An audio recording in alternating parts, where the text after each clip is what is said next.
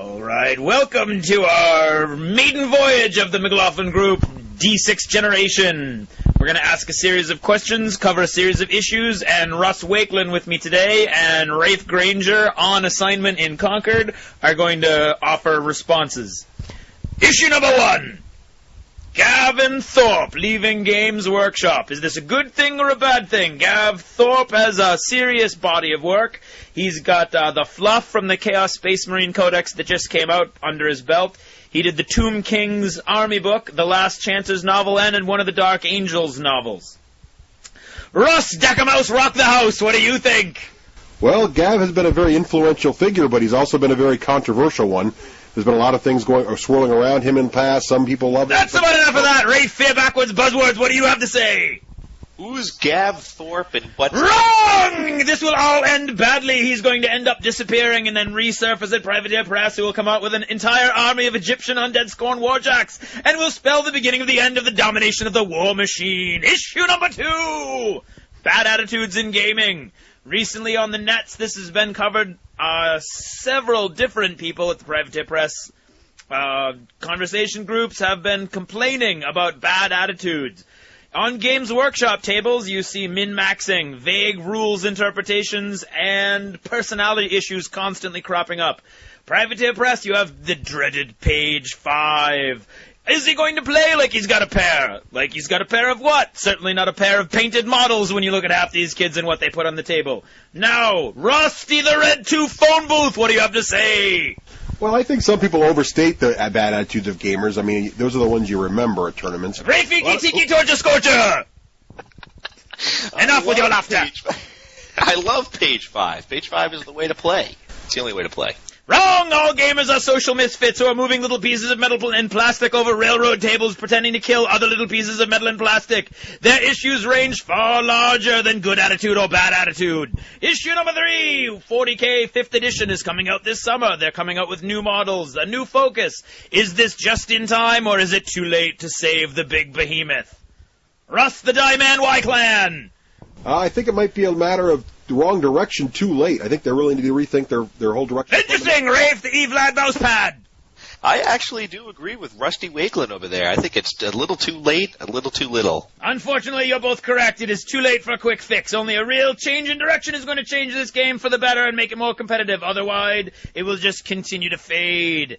Issue number 4. Gaming events. Are they going up? Are they going down? We've got Games Day. It's been developing and it's been spreading like the plague. Adepticon gets bigger and bigger with each passing year. Havoc is a local phenomenon. It goes up, it goes down. TempleCon we were recently attending as the three of us. And then there's Gen Con and its multiple international problems.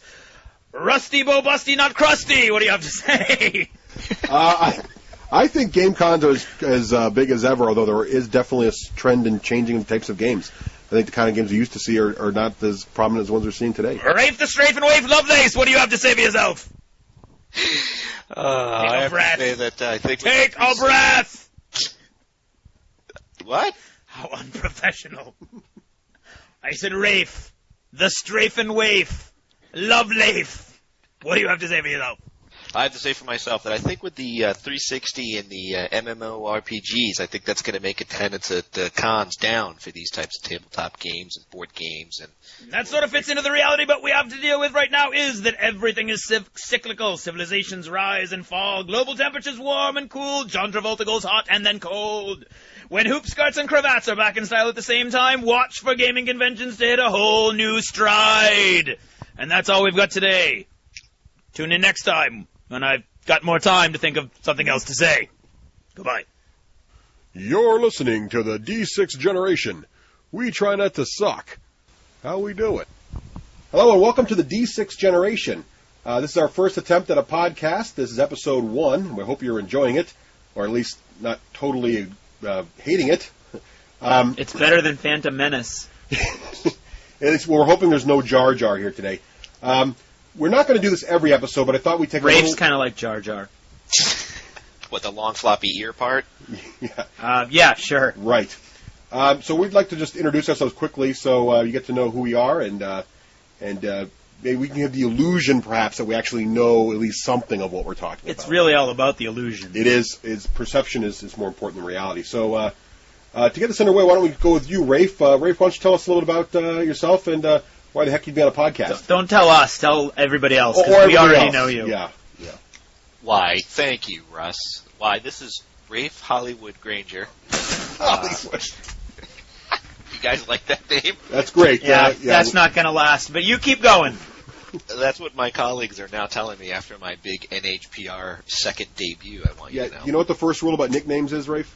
What? You don't get to pick your own. I'm sticking with it. So as I said, this is Rafe Hollywood Granger.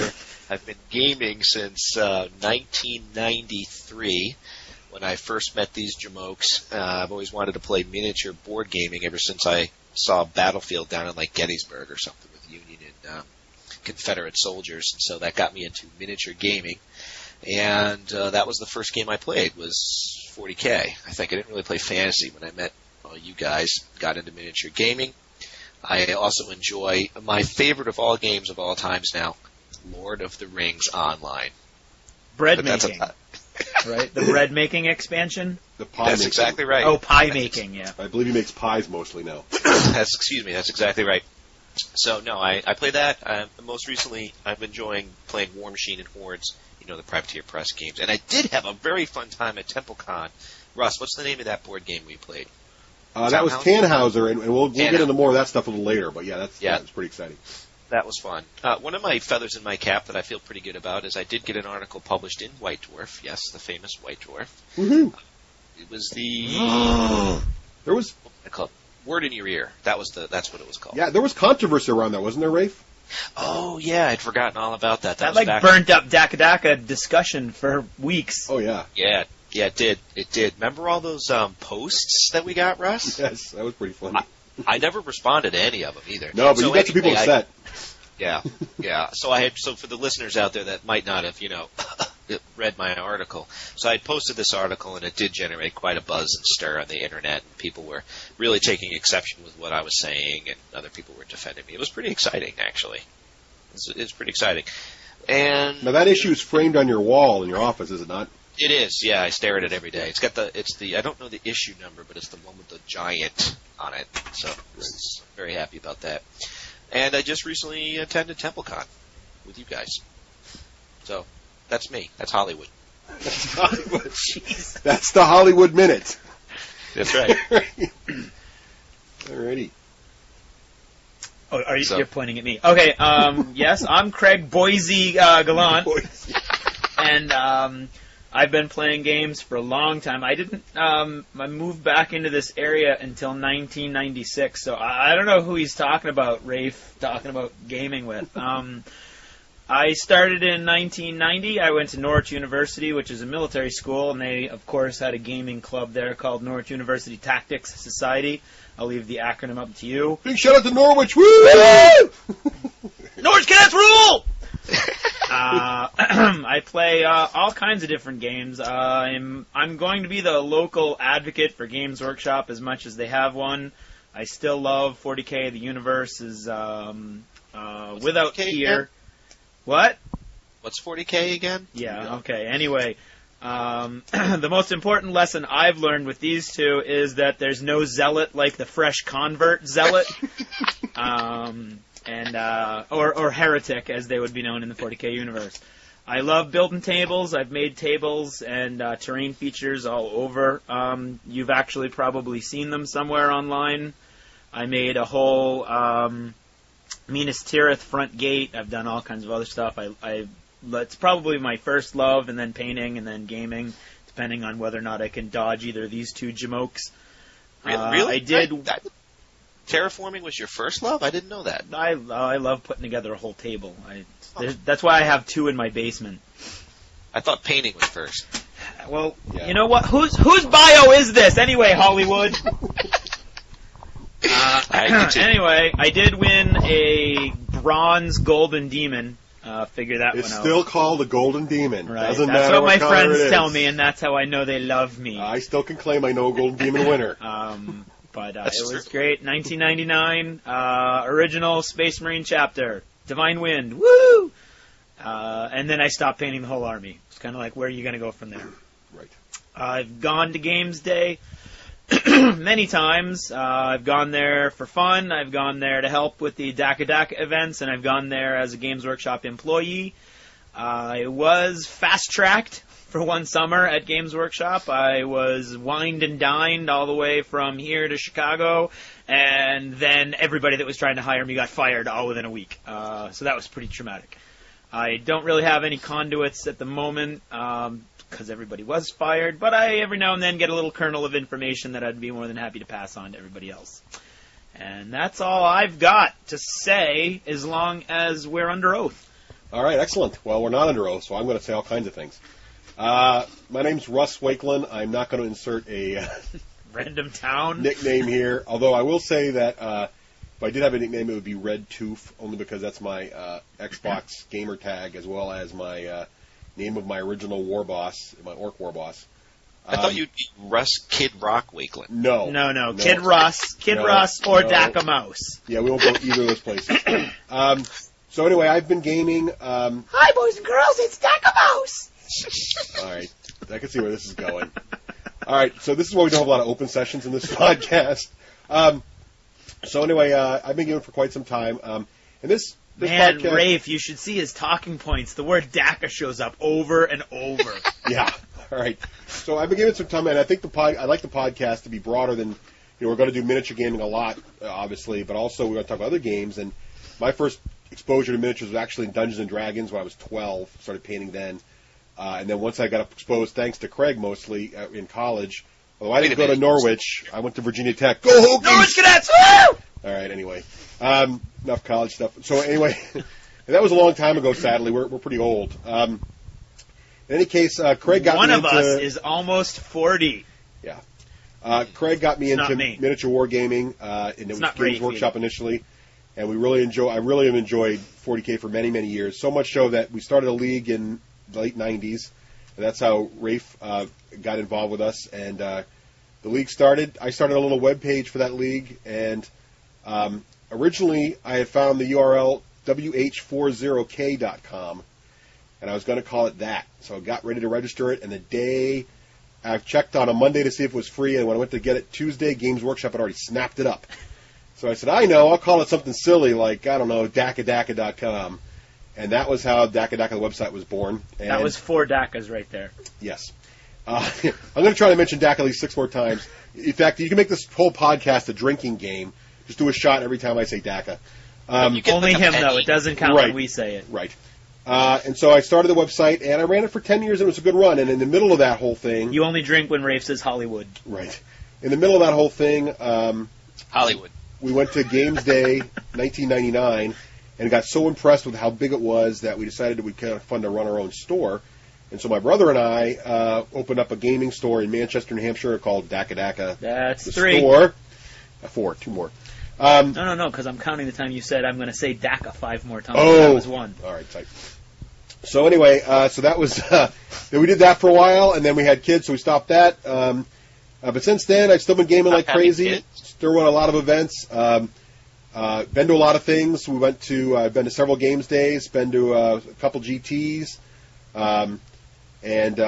But in the last 3 or 4 years, I've kind of really fallen off the GW bus. I have to admit, I've been more involved with. Fell off the Bits bandwagon. Yeah. In fact, there is no battle wagon anymore. Although I used to drive it. Yeah. We were there. We won't talk about that. Anyway, so that was kind of interesting. But I got involved. I kind of meandered in sort of a daze of trying to find the ultimate miniature war game again, and I rambled from Babylon 5 to Flames of War, and finally settled down on War Machine and now Hordes, and been enjoying those games quite a bit. Although I still also play a lot of board games, and I do try to balance some video games in there as well. To keep myself balanced, because you can't just focus on one game in your life. So he's very zen. Right. So that's pretty much where I am, and so occasionally you'll hear me talk about things beyond just tabletop games. But that's pretty much my story. We interrupt this broadcast to bring you a D6 Generation news alert. Gen Con has declared bankruptcy. Officials from Gen Con reported that the reason they had filed Chapter 11 was that although their U.S. Gen Con was always profitable, some of their international endeavors had not been so fortunate. Although the officials refused to comment on which countries might have been problems, we here at D6 Generation believe that Gen Con Ethiopia, Gen Con Uruguay, and Gen Con Iran may not have been wise choices. So as we mentioned earlier in the show, early in the month of February, like first weekend of February I think it was, Craig and Rafe and myself went down to Providence, Rhode Island to attend TempleCon, which is, I'm not sure if it's the largest con in New England. I think TotalCon sometimes claims that still, but it certainly is one of the biggest ones. And we had a great time. So what did everybody think when you first went in there? What was your impression of the actual It was the nicest hotel I've ever seen a game convention in, bar none. I mean, wasn't it 4-star? Oh, easily. It was right in the center of downtown Providence, and it was on the 18th and 19th floor, the two top floors. Beautiful view. Beautiful view of the whole place. Very, very nice. Rafe, what did you think? You don't mean the cheerleaders, do you, Greg? No, none of them were older than 10, Rafe. I know, that's why. Yeah, actually, this is going to shock you guys a little bit. My initial view was not good. My initial impression of TempleCon. Of the whole, like the way it was organized? No, meaning when I walked in the door, I think I was expecting Games Day. That was the last big con. Yeah, it was no Games Day. Right. But my ending impression was that it was really fun, and I'd go again in a heartbeat. Yeah, I think to be clear, TempleCon is not Adepticon or Gen Con or a Games Day. It's definitely, the Northeast, we don't really have some of those Uber tournaments that you may find in California or other places. But it was I think it was a great venue. Yes. And well organized. I mean, there were some parts that very well organized for the most part. And what I also liked a lot was there was a lot in terms of what events were going on there. They had a lot of different things going on. They had, in the upstairs they had like 6 or 7 Xboxes and even a Wii setup with, looked like 30 or 40 inch flat screen televisions in every single one, playing all the latest, game tournament. They had a Halo tournament later that day. They had all that stuff going on. They had lots of little rooms for role playing games and board games. Then they had the downstairs middle area was all dedicated pretty much to Privateer Press. They had 2 big events, which we'll get to in a second, going on down there. And the upstairs, they had a similar area, not quite as big as the Privateer Press area, but a small area dedicated, at least on Saturday when we were there, to a Games Workshop event going on there, as well as some other areas for some of the more exotic games. Like there was a cowboy game there and some other cool stuff. But you know what? There's this cowboy game that we always see set up in all of these local conventions, and I've never seen anybody play it. I've never seen the guy that owns all that awesome terrain. It's always set up when you get there, and it's left there when you leave. What is the cowboy game? It's like Wild West or Western Showdown. Yeah, it definitely had some of the coolest terrain at the event, and you could tell the person involved with it is sort of like a model railroader. Is this a miniature game or a role-playing game? I don't know. It looks like a miniature combat game with cowboys and engines and the whole thing. Oh, that's politically correct. Well, I'm just saying. But now you sound like a Muppet. I do. Hi-ho. Hey, can we talk about the prize support that happened upstairs at the 40K? Can we talk about that in a minute? Let's stick to this loose script we've got here. Yeah, script is a very generous term. Okay, so we will have to talk about that. What did we go into there? I think when I went down, I was looking really just to attend and check it out. And my plan was, I had this grand plan of taking lots of pictures, but then I grabbed my camera and forgot the memory card, which was brilliant. Rookie mistake. Yeah, you think it's like a first con. Welcome to the digital age. Thank you. But I did get to, I really wanted to play in some kind of a privateer event, because I never really played in one bigger than my local gaming league. So that was my goal. And Rafe got pretty serious, though, Rafe. You wanted to play in the hardcore event, right? Yes, I wanted to and did play in the hardcore event. You're the only one who signed up ahead of time, and you had this whole thing planned for months in advance, didn't you? Yeah, I did. And by the way, my initial impression on that was awesome. The email support, the forum support, the registration support, all my questions were answered. So pre-registering for TempleCon was great, and it was very affordable too. I forget the price, like $6 or something. But yes, I really wanted to play in a hardcore tournament, and I was very excited that there'd be one local, and I didn't have to go out to Gen Con Indy. I was very nervous about it too. As you guys remember, I was practicing in my 7-minute turn. So do you want to hear about that? Do you want to hear about the actual hardcore tournament? Yeah, why don't you tell us about what you did to get it ready for it and then how the hardcore tournament went? All right, well, what I did was, Vlad's my best caster. I don't know if he's best for tournaments, but that's who I know the best. So I created a Vlad list, and it had some jacks in it, and some infantry I knew that you needed to keep within 7 minutes. So you'd be surprised. Anybody who wants to try hardcore out there, it's not as difficult as you think once you get a few practice games tucked under your belt. I actually find it to be pretty relaxing, to be honest with you, because you get used to making decisions in 7 minutes, and it's actually not even stressful. So you mentioned that. Why don't you quick go down the format? So what exactly is the hardcore format? Oh, okay, good point. Yeah, hardcore is 7-minute turns, you're done. After the 7th minute, you're done. And it is a maximum of 7 rounds. And I don't know if this is all hardcores, but in the hardcore that Privateer Press, it was maximum 70 minutes, I believe. Okay. So with that reality... It's 750, right? It's 750 points. Yes, right? And 750 And you got to be totally painted. They'll kick your butt out if you're not painted, right? Yes, you have to check totally every arm painted. on the way in, right? And they do, and they were checking to see if painted, not just dipped in a pot of paint. Right.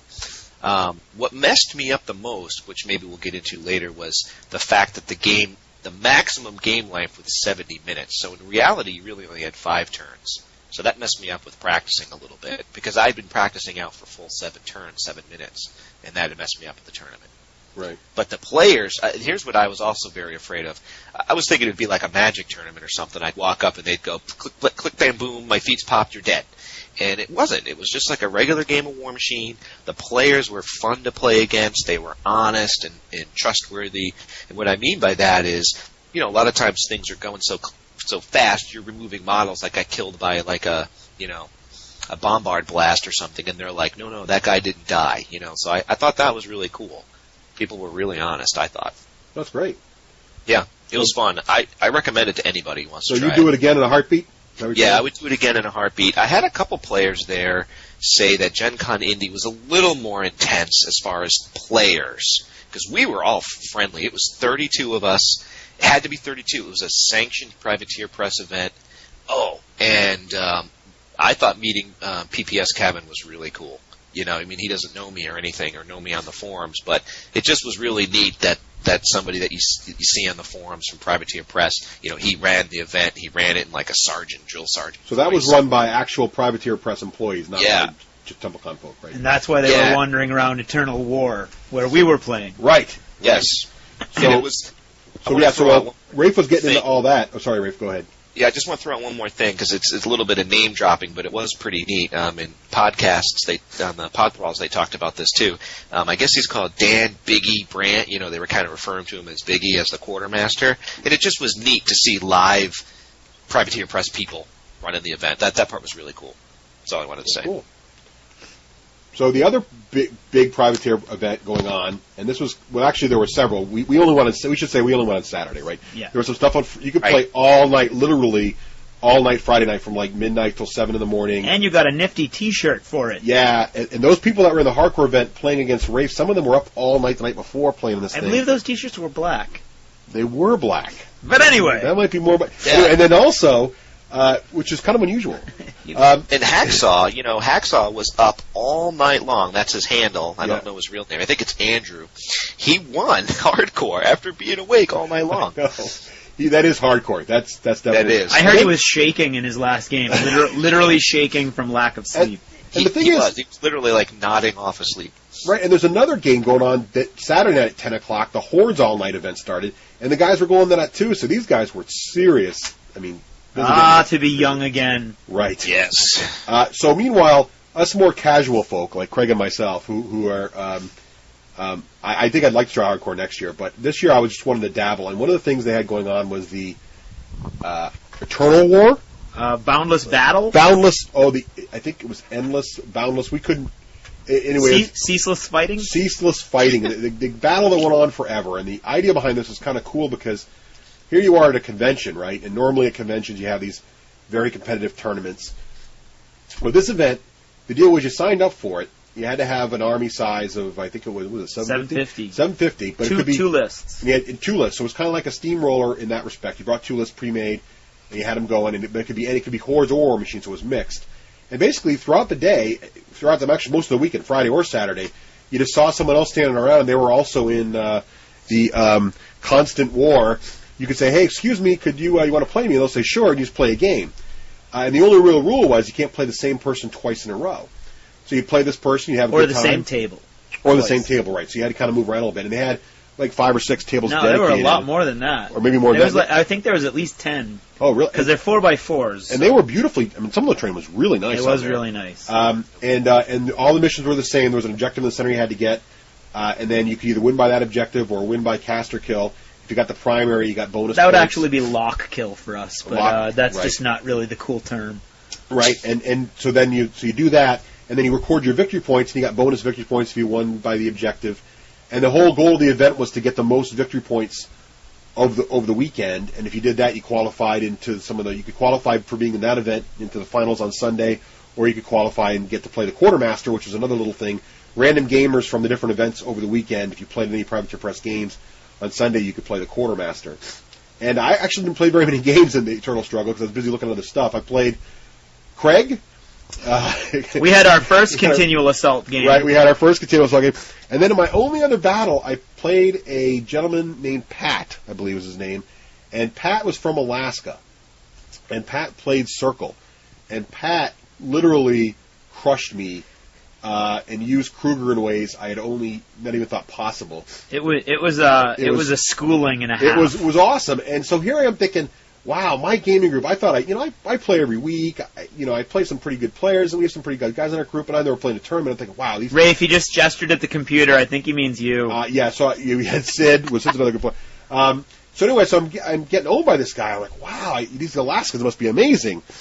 So it turns out that Pat flies in from Alaska just for this event. So shout out to you, Pat, if you happen to hear this. It was a great game, good fun. I learned a lot. Turns out Pat got to play the quartermaster on Sunday. Not only does that Pat beat the quartermaster, schools him. He beats him so badly that the quartermaster gives him the epic studio painted Epic Nemo that they had brought to show around at the event. So I don't feel so bad now because this guy beat the quartermaster too. So at least I feel like he wrecked you though. He did. Well, I should say in my defense that the final score in that game was 9 victory points to 7. So yeah, but you wouldn't know it by looking at the table. On paper, I did pretty good. But that was my eternal struggle. With War Machine there, or what are we? Deathless Warfare. Deathless Warfare, sorry. And that was good fun. And the Privateer Press guys hated the fact that we could never remember the name. So we have a small list of 22 possibilities. So in the Everlasting Conflict, I found it was great. I prefer Infinite Enmity. Infinite Enmity. But I found it was great. I think I would love to see more events like that at a tournament like this, because I think it's, you don't really want to play in the hardcore event if you're just a casual gamer. But it's a great way to actually be able to participate in the event, get to play new gamers. Like, when am I going to play a guy from Alaska? And see new gaming styles, and then get chances. They're pulling drawings. Never if you see them coming. Right. And but they pulled little drawing people's names out of hats for prizes and stuff who participated. So it was pretty cool to be involved in that and be involved in something official, even though I could just be casual about it and only play 2 games. But some of the guys there obviously were very jonesing on winning that event, right? And they played many battles. It was a great event. It was awesome. It was really neat because there's no pressure. You just signed up. You could wander around all day long, play 1 game, play 100 games, and it was a really neat way to make it feel like you were at the convention for a purpose, playing a game, gave a little direction, but at the same time, no pressure. Right. I thought it was great. I'm a big fan of unbroken conflict. Unbroken. Do you want to hear something cool about that? Go ahead. I've said, I think, maybe 5 times on the recording. I think you two were the only troll blood players there, because on Pod Thralls they had one of the press gangers who was running the events. They said that trolls was very underrepresented, and they did make a mention that they saw some people playing it at Endless War. Well, what's ironic about that is that... you sure that wasn't uninterrupted bloodshed that they saw that? I think it was a multitudinous carnage. Actually, I did see one other troll blood player, and this is kind of funny. Anybody who's seen my trolls or my avatar on various web pages knows that my trolls are red. And I take good pride in that my trolls are red because, they're different and it's red. And I know other people do red trolls, but here I am at this convention and there's only like one other troll player there besides Craig. And it's a younger player. He's probably about, in his early teens. Nicely painted troll blood army. He's got the extreme sculpt dire troll there, beautifully painted, and they're all red. I can't believe this. But he looked great. He had a great looking army, and he was playing in Endless War 2. I think the big problem during the day on Saturday was the only major non overlong onslaught event going on was the hardcore, and of course hardcore was War Machine only, right? So all the Hordes guys were over on Endless Struggle there. Never-ending hostility. Never-ending hostility, right? So Craig, now you played how many games in Endless? 2. Did you play? And who was your second opponent besides me? My second opponent was a good friend of mine, John Washer. He used to actually, I don't know. He used to run he used to run a competing a gaming store owned by a competing company. And don't do it. Just don't do it. Okay. Why not? Harvard Square? Please, it's not like they don't have a legion of lawyers to unleash upon us. And no offense, Hollywood, but you and Sid standing shoulder to shoulder are not going to do a lot to defend us. Anyway, so John actually was defending. I don't understand what's so wrong about saying where he worked. I don't get it. I don't want to. Okay. I can leave. He's still the loyalist. I can go away. I know, but I don't think it's excuse me. The Inquisition will be showing up at your door later on tonight. All right. Oh, please. Anyway. Okay. So your fellow former employee from the company we won't mention. Shut it! He was actually working on a 13-win streak with his Cricks. And this probably was, if I'm going to be generous, I would say this was probably my, 6th or 7th game of any Privateer Press whatsoever. Yeah. I got really lucky at the end, but there was some Denegra death going on there at the end, and I did have a good time. But mostly I had a good time because I don't really like playing strangers because of that whole page 5 thing. I think it does really odd things to people's heads, like Wraith, for instance. And knowing that I could play friends that I know are going to be decent and human beings about it, I had a really good time. I enjoyed Multitudinous Carnage, Interminable Crusade, Perpetual Engagement, Undying Conflict, Unending Contention, Unlimited Fighting, and Combat Without End. It was awesome. So Privateer and any other game companies thinking about this, that is a great format, and anybody else who wants to try that, please do, because that was really fun. It's really nice to have that low-key but continuous warfare. Okay, so what else did we do that weekend? We did the Rafe did hardcore, right? And we did our thing. Yep. Oh, and you guys had to do the painting contest, though. How was that? Well, Rafe and I are actually very strong painters, I think, especially locally. And I'm always interested in putting in a couple models, and Rafe is always interested in putting in his best models. I hadn't thought about it until Russ suggested it the day before, and we were only going to be there for 1 out of the 3 days. So it was a touch and go whether or not we could. We should also say that at TempleCon, which is kind of nice, all the events are free. They're just one admission.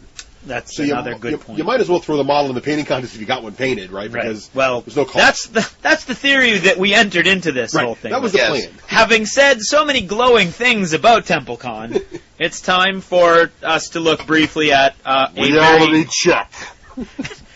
At one of those warts with a big long hair growing out of it. Nice. So I emailed the people who were running TempleCon and asked if it was possible to enter the painting competition, even if you could only have a model there for 1 day. They were all excited. I didn't notice that warning flag. They said, "Oh, sure, bring whatever you've got." That warning flag went right by my head. They said, "You can come in whenever you want. You can enter whatever you want. We're really excited to have you." Still, my spidey senses were not tingling. We showed up in the morning. The entire painting competition was in a small glass case, approximately 1.5 feet square. And that's when we started to notice we were probably not at a Games Day painting level competition, and there would be no Golden Demons awarded because half that case was taken up with the prizes of other competitions. I entered the gentlemen. They were all very nice. I don't want to say anything bad about the people. They were all really, really nice all day long. But nobody knew anything about the painting competition. The email I received said, "Show up at the gate. I'm going to be there. Ask for me, and we're going to be all set." So I show up at the gate, and Rafe says, "I want to join too. I think that's going to be cool." Rafe and I will get our models in there. We go to the front desk. We're like, "Hey, where's this guy?" "Who?" That guy. "Who's that?" He said he would be running the painting competition. Oh, you want that guy? Okay. Yeah, he's going to be sitting next to the painting competition. Over by the shirts, through the vending room, and around the corner from the computers. So it took us a while to find this guy because he was a very normal-looking guy without any sort of identification on, sort of lounging. Was he asleep, Rafe? Yeah, I think he was napping behind the table. He was resting his eyes. He was resting his eyes behind the table. We asked him if we could... belonged. What's that? Didn't look like he belonged. No, he certainly didn't look like he was avidly waiting for painting entries. So we asked him if we could enter the contest. He said, what contest? We knew we were in trouble. By the time we had our models in the case, there was one fish tank... what are those little fish tank miniatures that you put in your fish tank with a Privateer Press pirate on it, and I do believe it said ARG somewhere on there. And there were a couple other. There was one really nice Ogre and Beaucourt, and then not to put too fine a point on it or to talk our painting levels up at all, but I didn't think there was going to be a lot of competition for Rafe and I to have to conquer. And we put our models in there. We seemed to be getting good responses. They were in there all day. We didn't take them out until it was time for us to leave. At 11 o'clock at night. At 11 o'clock at night. And, hey, Rafe, did you ever hear anything about that painting competition? Not a flippant thing. No, me neither. Nobody at the front desk as we were leaving could tell us anything about it. We were lucky to get that woman, who was very nice, although just a little bit cranky, to help us get the models out of the case. And multiple emails to the email address that had responded with such enthusiasm earlier in the week have yet to be returned. So now, did you follow up with them? I did, and I didn't receive any. I didn't receive. I kept meaning to tell you, and I kept forgetting. I didn't receive any responses, and I wasn't really concerned actually after I saw the official TempleCon prizes, because I don't know if I'm stepping out of bounds here by stealing somebody's thunder, but the prizes were bathroom tiles, 5-inch bathroom tiles, with a little metal engraved plaque glued to the middle of it. Yeah, they made. I mean, I think they were trying to do is have a prize for every event, and they had lots of little events. Yeah. So they were obviously they look pretty good from the front. Yeah. Sort of. I mean, they were like, if you've never tiled your bathroom, they look great. They're sort of like the faux, kind of cool marble bathroom tiles with a little engraved, TempleCon with the name of the event. But it wasn't something I would cross the street with a painted model to win.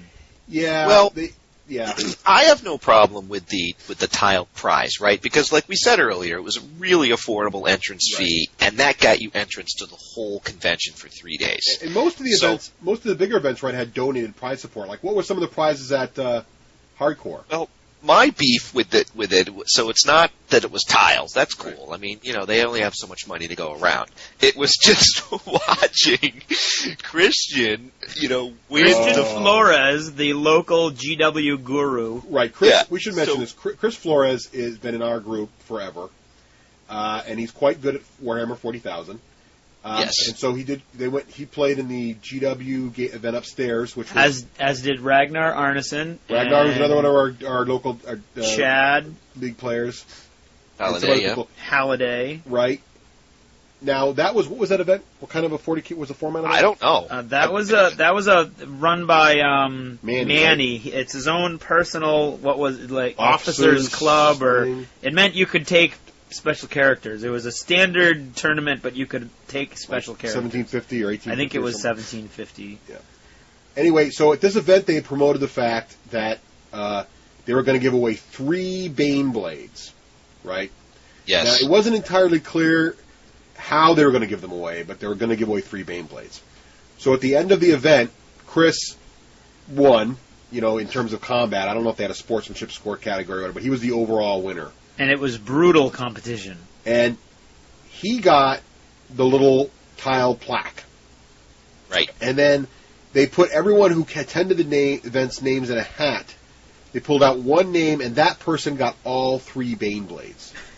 So Chris, who mastercrafted his list, practiced a lot, goes through, however many hours it was, 10-hour event there, gets the little plaque, and random guy gets. I mean, I understand giving away something for random for playing, but you got three, $80 Bane Blades there? No, they're $95 Bane Blades? Right, sorry, I forgot last month's price increase. So there's like $95 Bane Blades in there.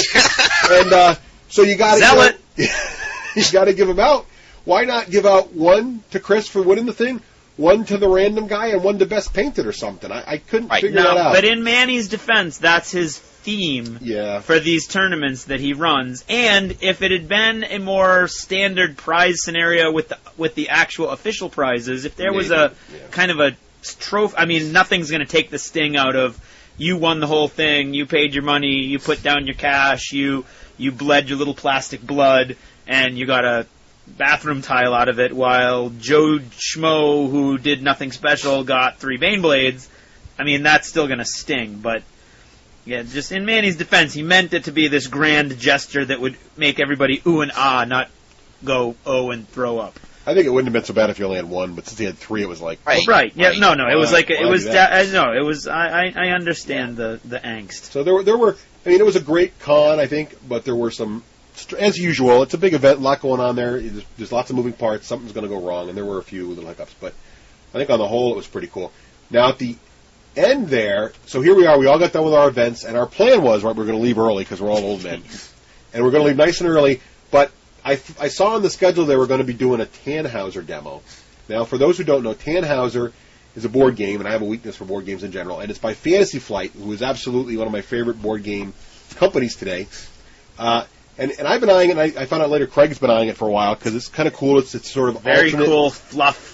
Alternate history where World War I never ends, and now it's like 1950-something, and there's all those technologies, and Nazis are working on everything are coming to fruition, and all these crazy things. Or I guess it wasn't Nazis, it's World War I. But anyway.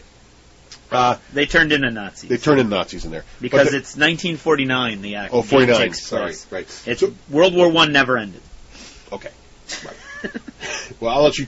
So anyway, but we got to see. So we wanted to check it out. So we decided to stay for that. And Rafe, Craig, myself played. Turned out the person giving the demo was I forget the gentleman's name. I can't remember his name. But he was the overall organizer of the whole TempleCon. So that was kind of cool. Got to hang out with him. Yeah, and he was a really, really great very guy. Nice guy, very down to earth guy, and a couple of his friends offered to play and help out a little bit. So we got to meet some of the organizers. That was nice. And then they ran the game for us. It was a lot of fun. It was a lot of fun. The artwork and the miniatures are great. They're pre-painted, right? The quality of the whole game was awesome. Yeah. All the card stock stuff was really heavy and glossy. The models came pre-painted. They were very, very nice models. And the rules are intuitive enough that they weren't hard to learn, but involved enough that it was interesting all the way through. Yeah, we definitely want to play again. And I think what we'll do is I'm probably going to pick the game up because that's the kind of crazy fanatic I am, and then we'll try it out maybe in a future podcast, give it a thorough review. But suffice to say, it's definitely worth a look. And if people want to picture what it might look like, it's kind of a cross between a Star Wars miniature game with the pre-painted and the board, but much more detailed, I think, than Star Wars miniatures is. Oh, yeah. And maybe, the other thing it reminded me of is Craig and Russ, what's the game that we like, the haunted game? Oh, House on Haunted Hill, or Betrayal at House on the Hill. Yeah, that's a great game, too. It's similar to that, and the only thing that makes me nervous about Tannhauser, the only reservation I have with it, some of the rules, even to the guys that have been playing for a while, sounded a little fuzzy. Yeah. Fantasy Flight's pretty good at nailing the rules down, but it sounds like in this one they're still massaging some of that. So I know it was originally written in French, it's been translated several times, so they're working all that out. But definitely worth a look, and we'll talk more about that later. But that was a highlight for me, too, checking that game out. It was a lot of fun. So that was very cool. So lastly, one thing that really struck me while we were there was sort of the shift in game systems. I mean, what do you think most people were playing that were there? What did it feel like was the popular games to play?